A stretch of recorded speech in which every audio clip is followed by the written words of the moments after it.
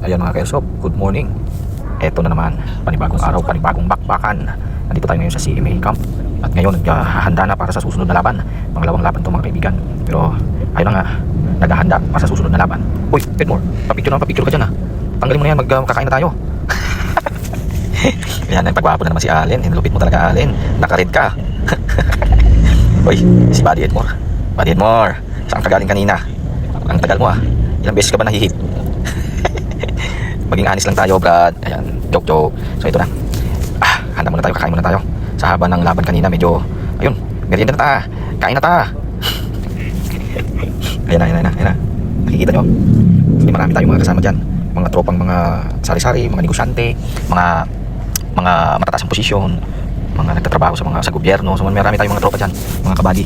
So meron pala dyan mga team ng Comrade tsaka team ng tawag nito, Guardians. At syempre bubuuhin din natin ang team Sniper. Sige mga kabady, kain muna kayo dyan. Ayun ako, sarap ng ulam namin, sardinas at may gulay din yan. Ayan mga kaibigan. Kung gusto nyo pala i-try ang paglalaro ng airsoft, pwede nyo kontakin si Eduardo Vicente. Kailangan na prepare ka sa lahat ng laban kasi hindi to biro, kasi may pagkakataon talaga na delikado yung laro na to, pero nakakapag-enjoy naman. Ang sarap sa pakiramdam kasi bukod sa na-enjoy ka, nawawala ka doon sa stress, sa pagod mo sa trabaho, sa negosyo, pero itong pinakamaganda na part, pagpapawisan ka talaga ng sobra. So yung mga toxic ng katawan mo ilalabas dito. Tsaka sabi nga doctor exercise, doctor shine. So naaarawan tayo dito mga ka-airsoft. So maganda to sa katawan. So ayun nga, 3 minutes lang. 3 seconds lang. Baka na naman. Kasi kumain lang kami. Gutom na kami.